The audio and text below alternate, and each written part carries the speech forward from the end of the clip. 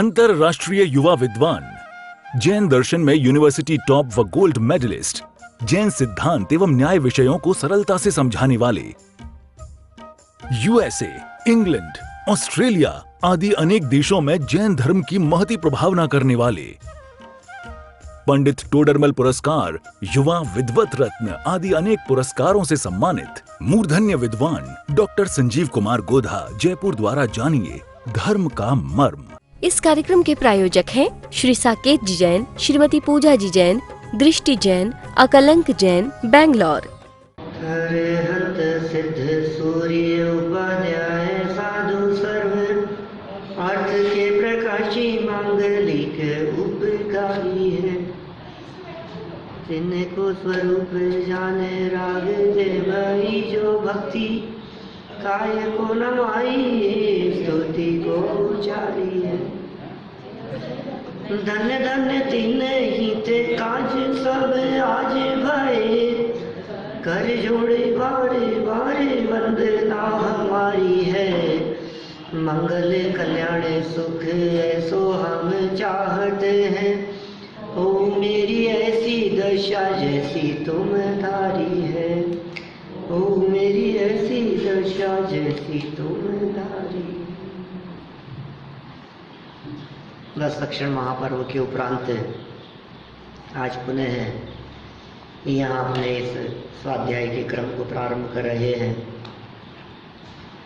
पर्व बहुत धूमधाम से आप सभी ने मनाए होंगे और कल क्षमावाणी भी मनाया। देखो, धर्म किसका नाम है और धर्म जीवन में कैसे प्रकट होता है, इसकी चर्चा यहाँ आचार्य देव के मुखारविंद से हम सुन रहे हैं, जो कि महाराजा जीवनधर का किया गया चिंतन है। क्या चिंतन था? मैं एक हूँ, अनादि अनंत हूँ, ध्रुव हूँ, अविनाशी हूँ, अनंत गुणों का गोडाउन हूँ, सिद्धों के समान हूँ। कैसा चिंतन प्रस्तुत किया था। 10 दक्षिण पर जाने से पहले हमने इन पंक्तियों के संदर्भ में काफ़ी विस्तार से चर्चा की थी और पारस जी के आग्रह पर दोबारा भी उस प्रकरण को हमने चलाया था। माने सम्यक दर्शन के लिए पात्रता क्या है, सम्यक दर्शन प्राप्त करने के लिए चिंतन किस प्रकार का होना चाहिए, देव शास्त्र गुरु और तत्वों का निर्णय, ये सम्यक दर्शन की प्राप्ति में प्रधान निमित्त हैं। माने जो जीव सम्यक दर्शन की प्राप्ति करना चाहते हों उन्हें देव शास्त्र गुरु के स्वरूप का निर्णय करना ही पड़ेगा। देव शास्त्र गुरु के स्वरूप के निर्णय के बिना मोक्ष मार्ग उसमें पहला कदम भी नहीं रखा जाता है। अभी सोचिए, जिन्हें देव का निर्णय नहीं है, जिन्हें गुरु का निर्णय नहीं है, जो शास्त्रों के बारे में इस तरह की बात कहते हैं, अरे कहीं से भी पढ़ो, सब जगह ज्ञान भरा है, कहीं भी पढ़ लो, कोई भी शास्त्र पढ़ लो, कोई भी गुरु को मान लो, सब देवी देवताओं को मान लो। भाई थोड़ा सा तो विचार करो। एक छोटा सा भी काम हमें कुछ करना होता है तो एक समझदार व्यक्ति तलाशते हैं। घर में यदि नल का कुछ काम कराना हो तो अच्छा प्लम्बर देखते हैं, मार्बल फिटिंग कराना हो तो अच्छा कारीगर देखते हैं, मकान बनाना हो तो लगता है अच्छा होना चाहिए, होशियार है या नहीं है। किसी अनाड़ी ने काम कर दिया तो सब बिगड़ जाएगा। जो तो पुद्गलों की बात है, जड़ पदार्थों की बात है भाई। गुरु तो व्यवहार में है, नहीं तो जानवरों को कहाँ से उपलब्ध हो सकता है? नहीं, जानवरों को भी पूर्व की देशना कार्यकारी होती है, उन्हें भी निर्णय होता है इस बात का। पूर्व जन्मों में मिली हुई जो देशना है, वो देशना यदि ना हो तो सम्यक दर्शन की प्राप्ति संभव नहीं है। सम्यक दर्शन की प्राप्ति में 5 लब्धियों की चर्चा की गई है। क्षयोक्षम,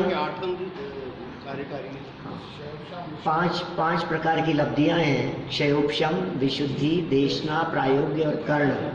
और कर्ण लब्धि के अंतिम समय पूर्वक सम्यक दर्शन की प्राप्ति होती है। सो क्षयोक्षम सैनी पंचेंद्रिय होना, विशुद्धि मंदता का होना और देशना गुरु का उपदेश, फिर उसके बारे में गहन चिंतन मनन और फिर एक निश्चित लेवल पर पहुंचकर जब परिणाम अपने स्वरूप में मग्न होते हैं तो फिर जो स्थिति बनती है उसे कहते हैं करण लब्धि, और फिर वो तन्मय होने पर विकल्प टूट जाता है, वो निर्विकल्प अनुभूति कहलाती है। वहाँ से होगा सम्यक दर्शन, वो है अपनी श्रद्धा। इसमें जो विशुद्धि वाला फैक्टर जो था ना, क्षयोपशम के बाद जो विशुद्धि वाला जो फैक्टर है, उस विशुद्धि में आपको लेना पड़ेगा निशंकित, निकांक्षित, निर्वी चिकित्सा, अमूल दृष्टि, उपगुण स्थितिकरण, वात्सल्य प्रभावना, ये सब विशुद्धि। इनके बिना विशुद्धि नहीं होती, निशंकित पने के बिना विशुद्धि नहीं होगी। मतलब जो 8 अंग अपन ने उसमें कंपलसरी कहे ना, पहले कई बार चर्चा की है। मैंने व्यावहारिक भूमिका में मिथ्या दृष्टि की लाइफ में यदि 8 अंग नहीं है तो सम्यक दर्शन कैसे होंगे? तो वो कौन, ये 5 लब्धियों पूर्वक सम्यक दर्शन होते हैं कि 8 अंगों पूर्वक? 8 अंग तो सम्यक दृष्टि के होते हैं क्या? माने मिथ्या दृष्टि के नहीं होते? शास्त्रों में तो ये लाइन मिलेगी आपको, सम्यक दृष्टि के 8 अंग होते हैं। रत्नग्रहण श्रावकाचार्य की पंक्तियां हैं, अंगहीनम अलम चेतुम दर्शनम न जन्म संततिम नई मंत्रोक्षर न्यूनो निहंती विश्वेदनाम। क्या? जिसके 8 अंग में से एक भी अंग कम है वो व्यक्ति निर्दोष सम्यक दृष्टि नहीं हो सकता, और वो जन्म जन्मांतरों की संतति को मिटाने में समर्थ नहीं हो सकता। जिस तरह से मंत्र में एक अक्षर भी कम और ज्यादा हो तो वो सर्प के जहर को उतारने में समर्थ नहीं होता, उसी तरह से एक अंग भी यदि कम हो तो संसार के जहर को उतारने में समर्थ नहीं होता। ये समंत भद्राचार्य कहते हैं। तो होते तो सम्यक दृष्टि के, फिर आप मिथ्या दृष्टि की बात क्यों कर रहे हो? तो हम कहते हैं स्थूल भूमिका में, व्यवहार भूमिका में, निचली भूमिका में यदि आपके हृदय में तत्वों के बारे में शंका हो, मैं नहीं मानता ये सब बातें, मैं नहीं मानता आत्मा परमात्मा की चर्चाएं, अब ये जिसको शंका है तो अब उसको कैसे सम्यक दर्शन होगा? शंका ये वाली है, शंका आयु कर्म वाली है, और सभी बहुत तरह की निशंकित पने में तो बहुत तरह की चीजें हैं। निशंकित पने का विस्तार तो पूरा द्वादशांग है। जिनवाणी की बातों पे भरोसा नहीं होना ही उल्टा है, निशंकित का शंका है। सम्यक दृष्टि शेर को देख के नहीं भागेगा, ऐसा नहीं है। आपका प्रश्न सम्यक दृष्टि शेर को देख के भागेगा कि नहीं? भाग सकता है। कैसे निशंकित हुआ कि नहीं भाई, वो निशंकित पना अंदर से है, वो निशंकित पना ये बाहर में नहीं दिखेगा आपको। बाहर में भी कदाचित भूमिकानुसार दिखे, लेकिन चारित्र मोह की कमजोरी है। अभी दर्शन मोह गया है, चारित्र मोह नहीं गया है। श्रद्धा सम्यक हुई है, प्रवृत्ति में अभी चारित्र मोह बाकी है, अभी अप्रत्याख्यानावरण बाकी है, प्रत्याख्यानावरण बाकी है, संजरण बाकी है। संजरण कषाय तो मुनिराजों के जीवन में होती है, वो तो बहुत हल्की होती है, लेकिन अप्रत्याख्यानावरण कषाय काफी तीव्र कषाय है। उस अप्रत्याख्यानावरण कषाय के उदय के कारण अभी व्रत लेने के भाव नहीं आ रहे। अप्रत्याख्यानावरण का तीव्र उदय होने से उसको भी व्रत धारण करने का भाव नहीं आ रहा है। लगता है कभी मैं लूं, लेकिन वो ले नहीं पा रहा अभी। क्यों नहीं ले पा रहा? वो कषाय तेजी पर है। तो शेर सामने आ जाने पर भागेगा या नहीं? भागेगा, क्यों नहीं भागेगा? भाग भी सकता है। हाँ, वैसे भी भाग सकता है, और भय से ही भागेगा, और कैसे भागेगा? ऐसा थोड़ी ना कि वो शेर को बचाने के लिए तेरे को हिंसा का पाप लग जाएगा इसलिए मैं भाग जाता हूँ। शेर को हिंसा से बचाना थोड़ी ना प्रयोजन है। ऐसा सोचेगा नहीं कि आयु कर्म शेष रहेगा तो कुछ नहीं कर सकता। देखो, ये श्रद्धा तो अंदर में बराबर चल रही है। आयु कर्म शेष होगा तो ही बचूंगा, आयु कर्म पूरा हो जाएगा तो निश्चित रूप से मरूंगा, लेकिन तो भी भागने का और बचने का भाव तो आता है। बचूंगा तो तभी जब आयु कर्म होगा। ये श्रद्धा तो अंदर में है।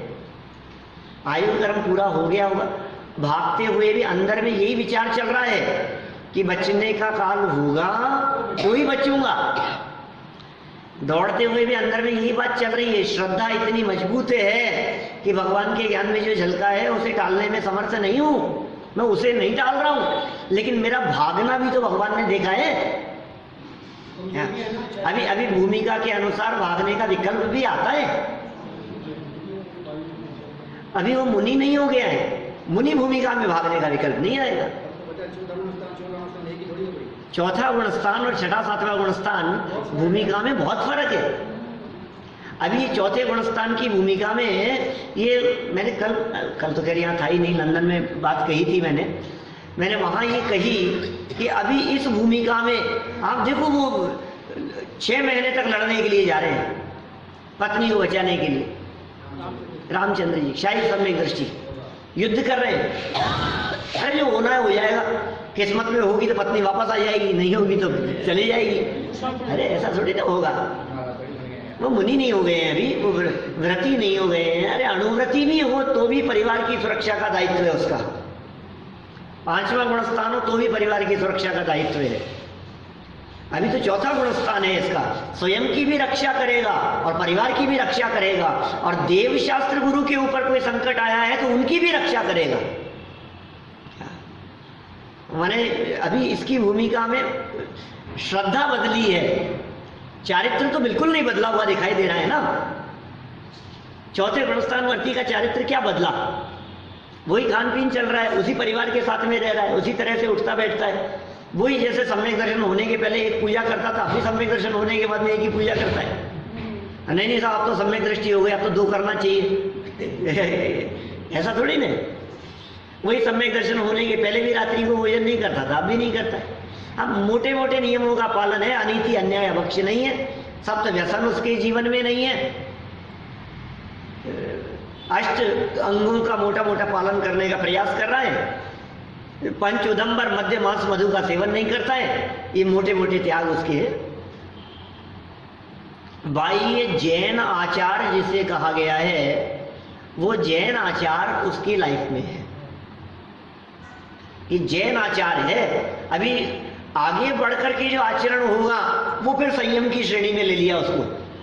अंदर में स्वभाव के अवलंबन पूर्वक 3 कषाय चौकड़ी के अभाव होने पर वीतराग परिणति के साथ में जो बाहर में देहादिक की प्रवृत्ति दिखाई देती है वो प्रवृत्ति जड़ की प्रवृत्ति है। उस प्रवृत्ति को पालन करने संबंधी विकल्प वो व्यवहार से चारित्र है, और निश्चय से तो वीतराग भाव ही चारित्र है। 3 बातें। असली चारित्र तो वीतराग भाव ही है। हाँ, उस वीतराग भाव के साथ साथ में व्रताधिक पालन करने का विकल्प भी होगा वहां, और बाहर में जड़ की उस तरह की प्रवृत्ति भी होगी। चारा जमीन देख करके भी चलेंगे। आप तो कहेंगे अभी जैसे शेर की आपने बात कही, मुनिराज क्यों देख करके चल रहे हैं? चारा जमीन देख करके क्यों चल रहे हैं? क्यों शोध करके भोजन कर रहे हैं? जिसकी आयु पूरी होगी वो मरेगा, जिसकी नहीं होगी वो नहीं मरेगा। अपन तो चलो कैसे भी स्वच्छंद हो जाएगा। मुनिराज भी इतने स्वच्छंद नहीं है। माने अभी देखो चौथे की बात तो हमने बहुत स्थूल कही, मुनि भूमिका में भी वो जीवों के करुणा का भाव हृदय में आए बिना नहीं रहता। वो जानता अब मैं बचाता हूं ये भाव आ जाए तब तो गुणस्थान पहले में आ जाए, क्योंकि मैं बचा सकता नहीं हूं। वो बचेगा अपने आयु कर्म से, आयु कर्म मैं उसे दे नहीं सकता हूं। बंद अधिकार की गाथाएं नहीं तो सिद्धांत वाक्य है, समझ लो आप, ब्रह्म वाक्य है आचार्य कुंद कुंद स्वामी के। अब दुनिया इसे माने चाहे नहीं माने, सारा जगत व्यवहार में कुछ भी कहता रहे, इसने बचा लिया, इन्होंने बचा लिया, इनकी वजह से ऐसा हो गया, ये नहीं होते तो कुछ नहीं होता। तो कहते हैं ना, समय पे डॉक्टर मिल गया इसलिए हो गया। भाई ये सब बाहरी निमित्त हैं, अंदर में व्यवहार से भी नहीं। व्यवहार भी कौन सा? निश्चय से तो उसकी उस रूप परिणमन की योग्यता, और व्यवहार से आयु कर्म के उदय का निमित्त वो व्यवहार, और ये आयु कर्म के उदय की परिस्थिति बनने पर ये बाहर स्थूल व्यवहार। क्या नहीं समझ में आई बात? ये कितना स्थूल व्यवहार हो जाएगा यहाँ। अभी आयु कर्म भी तो निमित्त है ना। अब एक तरफ तो आयु कर्म निमित्त है, कर्ता नहीं है। कौन जिंदा रहेगा कौन मरेगा, इसका कर्ता कौन है? आयु कर्म नहीं है कर्ता, वही तो मैं कह रहा हूं। वो शरीर की अवस्था अलग है, आत्मा की अवस्था अलग है, दोनों द्रव्य स्वतंत्र हैं और दोनों स्वतंत्र द्रव्यों का परिणमन अपनी योग्यता से होता है। इस जीव का क्षेत्र से क्षेत्रांतर होने की योग्यता नहीं है अंदर में, तो आयु कर्म पूरा कैसे हो जाएगा? तो समझ में आ रही है बात? स्वतंत्रता, इस निमित्त पर तो आरोप आएगा। इसलिए कहते हैं भाई साहब, संयोग तो कुछ कर ही नहीं सकते हैं, कर्म तेरा कुछ नहीं बिगाड़ सकते। क्या? हे जीव, कर्मों में भी ताकत नहीं है जो तेरा कुछ बिगाड़ सके। अपने स्वभाव को देख, जो अपने स्वभाव कि साहब मैंने अपने स्वभाव को देखा और कर्मों ने नहीं छोड़ा तो क्या आप ये सब घर गृहस्थी भी छुड़ा दोगे, अब कर्मों को भी मैं छोड़ दूंगा, है दृष्टि भी अपने स्वभाव पर दे दूंगा। अब मान लो ये बदल गए कर्म, चर्चा तो ये चल रही थी, तू स्वभाव को देखेगा तो हम चले जाएंगे, तेरे घर से निकल जाएंगे, फिर नहीं निकले तो हम तो फंस जाएंगे ना इधर के रहे ना इधर के रहे। अरे तू घबराए मत, ये ऐसा ही सहज निमित्त नैमित्तिक संबंध है। क्या सूर्य ये सोचे कि मैं उगूंगा और वो मुर्गे ने भाग देना भूल गया तो लोग तो समझेंगे सूर्य ही नहीं उगा, कितनी बड़ी प्रॉब्लम हो जाएगी। मैं उगा और कमल नहीं खिला तो क्या होगा? कमल अपनी योग्यता से होगा, और मैं होगा और अंधेरा नहीं मिटा तो ये सारी बातें चलता है। ये सब ये सम्यक दर्शन की पात्रता के संदर्भ में जो देवशास्त्र गुरु के निर्णय से जो बात आपने उठाई, त्रियंच को कैसे होता होगा का, त्रियंच के जीवन में भी ये निर्णय अंदर में श्रद्धा रूप से पक्का बदल गया है। अंदर में मैं आत्मा हूं, और ये बात उस त्रियंच भूमिका में या तो कोई सामने उपदेश देता हुआ दिखाई दे रहा है, यदि उपदेश देता हुआ नहीं दिखाई दे रहा है तो जिसे हम निसर्गत सम्यक दर्शन कहते हैं। दो तरह के हैं ना सम्यक दर्शन, एक निसर्गज एक अधिगमज। सूत्र बोलो, ऐसे नहीं चलेगा। तन निसर्गात अधिगमात्वा, तत् निसर्गात अधिगमात्वा। तत् माने वह, निसर्गात निसर्ग से, अधिगमात अधिगम से। वाह, या तो निसर्ग से होता है या अधिगम से होता है। अधिगम माने परोपदेश से होता है, निसर्ग माने स्वभाव से होता है। प्रश्न उठाया आचार्यों ने, ये साहब ये बात बतलाओ,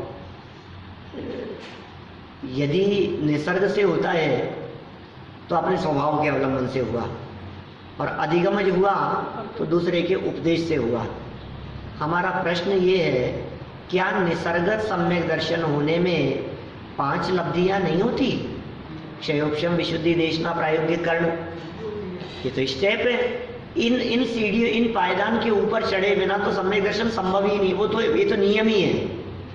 तो आपने जो निसर्गत सम्यक दर्शन कहा, उसमें क्षयोपशम विशुद्धि तो समझ में आ रहा है, प्रायोग्य और कर्ण समझ में आ रहा है, उसमें देशना समझ में नहीं आ रही।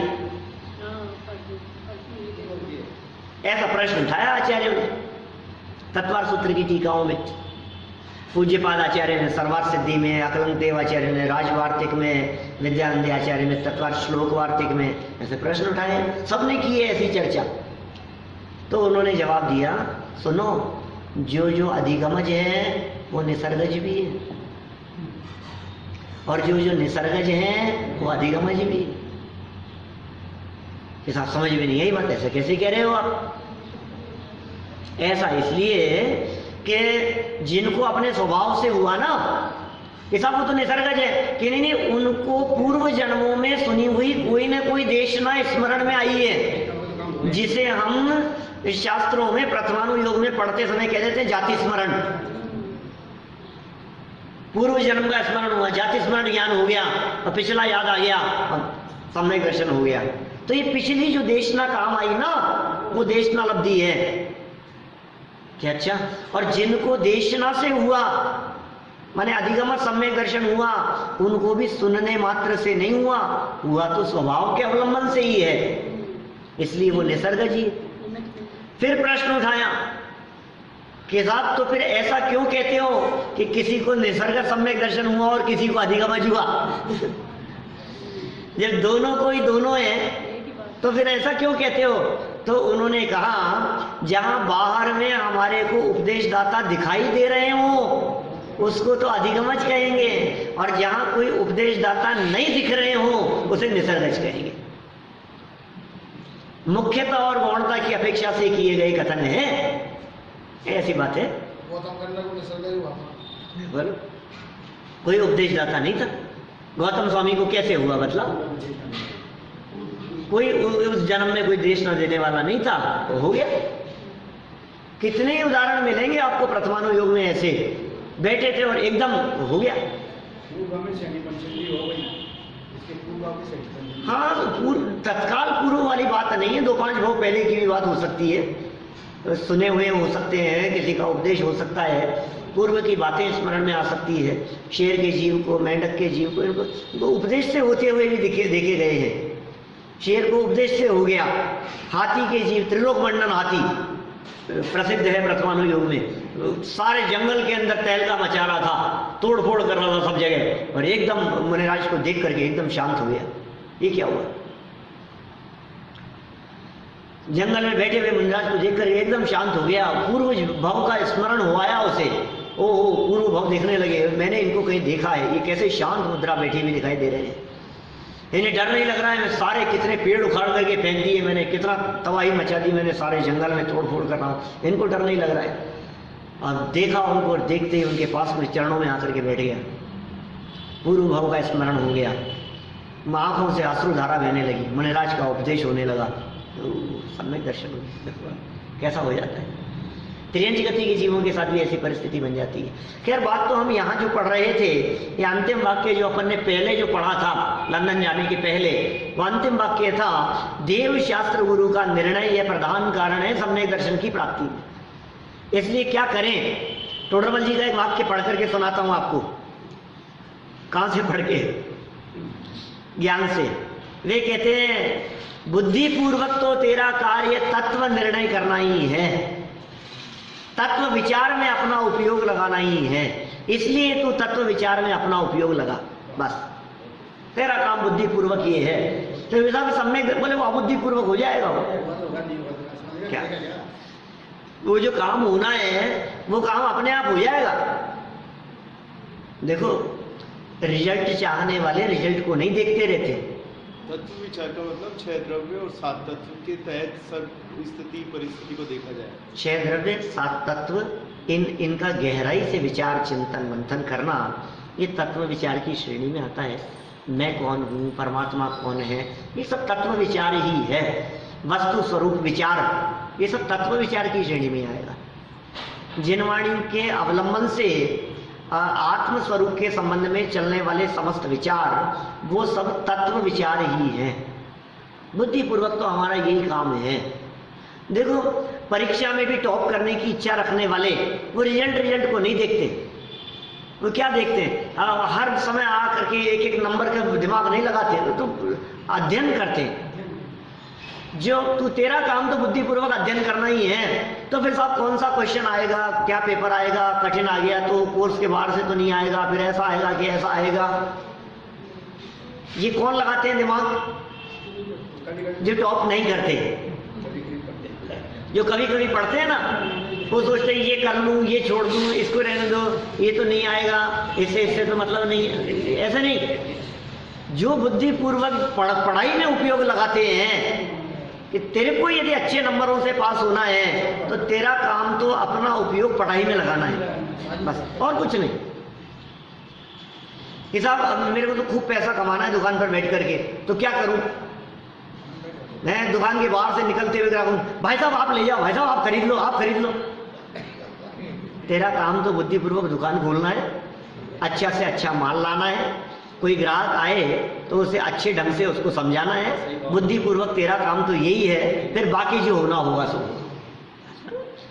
सब जगह पर ये बात लागू होगी। पता नहीं ये सब्जी में नमक तो डाला है, अब ये खारा भी होगा कि नहीं है, ये सही बराबर बनेगी कि नहीं बनेगी, ये सब्जी को गैस पर तो चढ़ा दी है, पता नहीं सीजेगी या नहीं सीजेगी। तेरा काम तो बुद्धिपूर्वक जितना था उतना है, बाकी काम वस्तु स्वरूप पर छोड़ दे। जैसी बननी होगी वैसी बन जाएगी। कि रोटी बेल करके तवे पर तो डाल दी मैंने, पता नहीं सिकेगी या नहीं सिकेगी। हे अग्नि, तेरे से निवेदन है कि अब तवे पर डाल दिए, इसको सेक देना। ऐसा ऐसा कुछ होता है। देखो कितना सारे जगत में हम इस बात को स्वीकार करते हैं, तेरा काम क्या है, और एक लेवल तक अपन अपने उस कार्य को करके फिर हम सोचते हैं अब जो होगा सो होगा।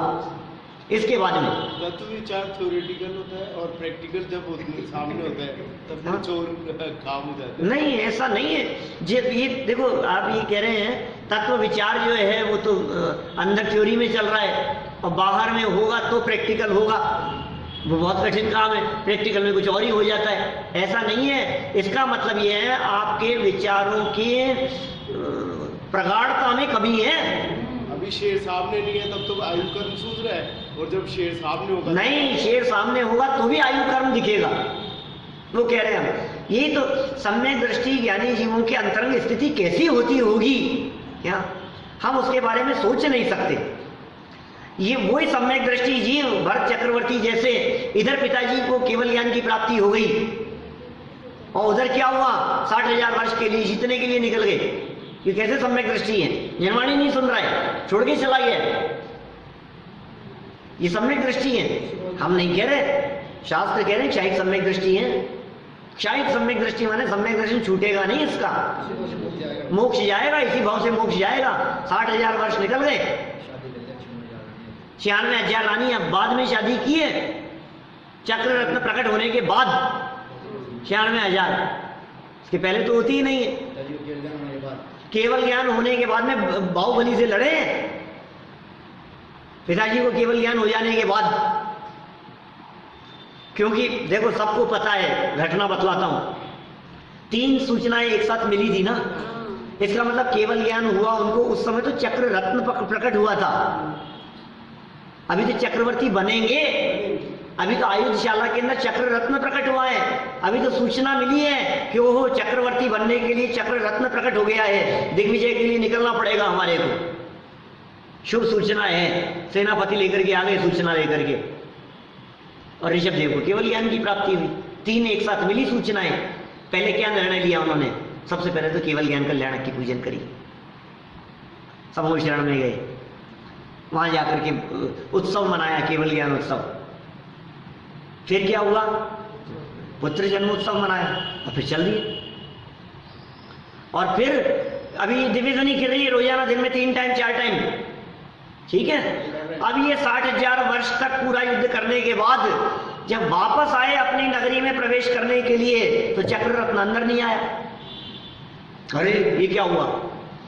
6 खंड के राज्य में कौन ऐसा बच गया जिसने हमारी अधीनता स्वीकार नहीं करी अभी तक? कौन है ऐसा? सेनापति जी जांच करो। बोले आपके लघु भ्राता बाहुबली हैं, उन्होंने अभी तक अधीनता स्वीकार नहीं करी। बोले अरे जाओ संदेश भेजो उसके पास में, बाहुबली के पास में, तो अपना छोटा भाई है, इसमें क्या है, संदेश भेजो। मना ले, उधर से धमकी भेजी, लड़ने के लिए तैयार है।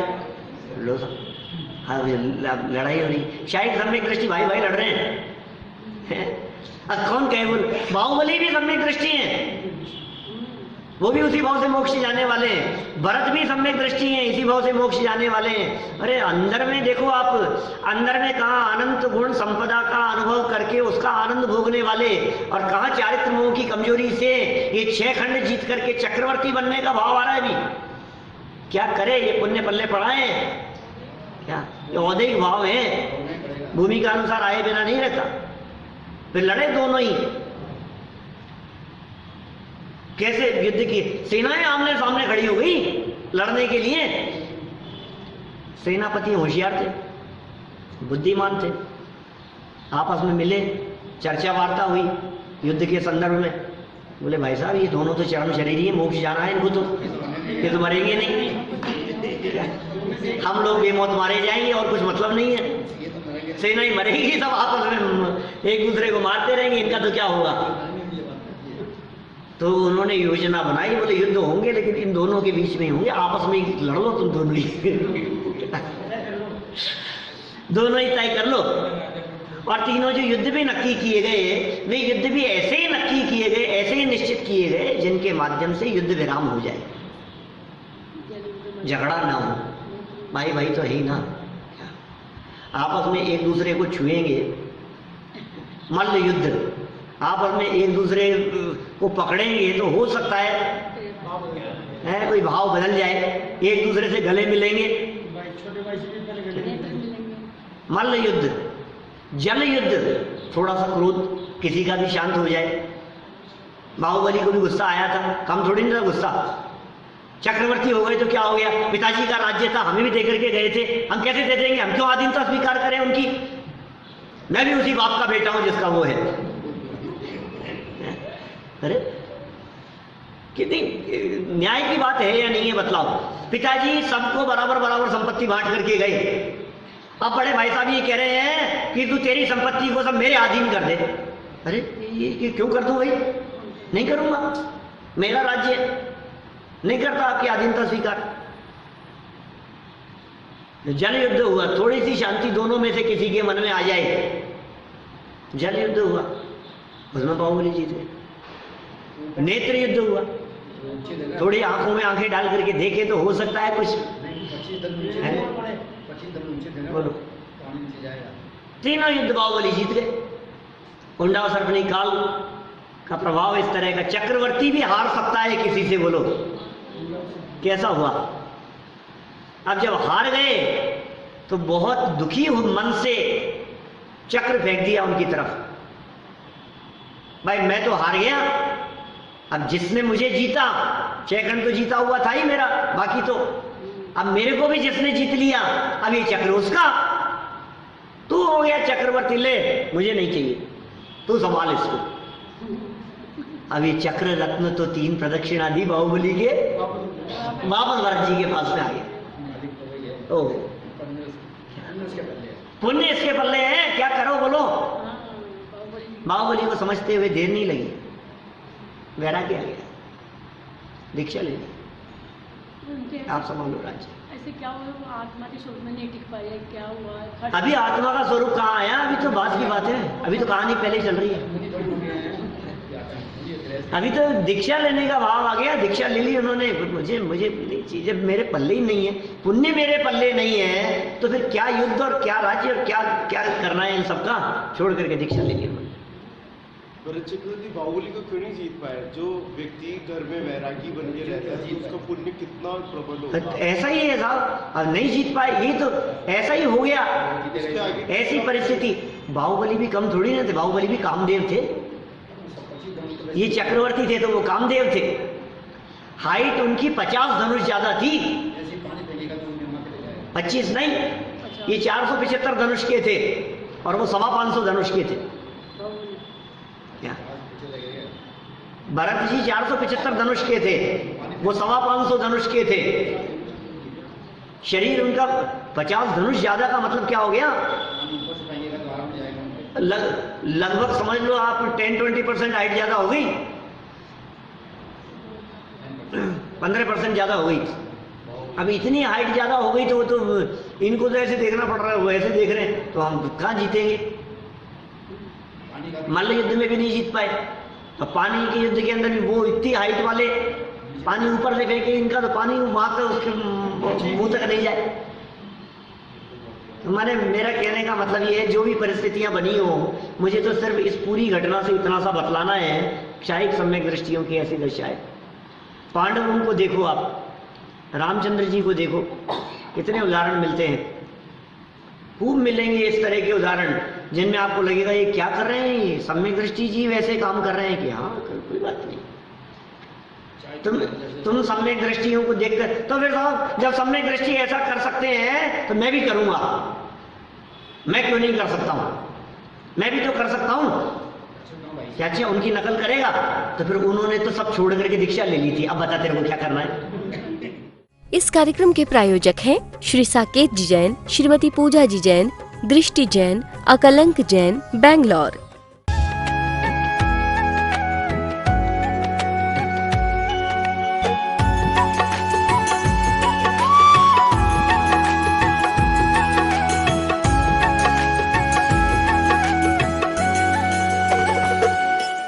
अंतरराष्ट्रीय युवा विद्वान, जैन दर्शन में यूनिवर्सिटी टॉप व गोल्ड मेडलिस्ट, जैन सिद्धांत एवं न्याय विषयों को सरलता से समझाने वाले, यूएसए, इंग्लैंड, ऑस्ट्रेलिया आदि अनेक देशों में जैन धर्म की महती प्रभावना करने वाले, पंडित टोडरमल पुरस्कार, युवा विद्वत रत्न आदि अनेक पुरस्कारों से सम्मानित मूर्धन्य विद्वान डॉक्टर संजीव कुमार गोधा, जयपुर द्वारा जानिए धर्म का मर्म।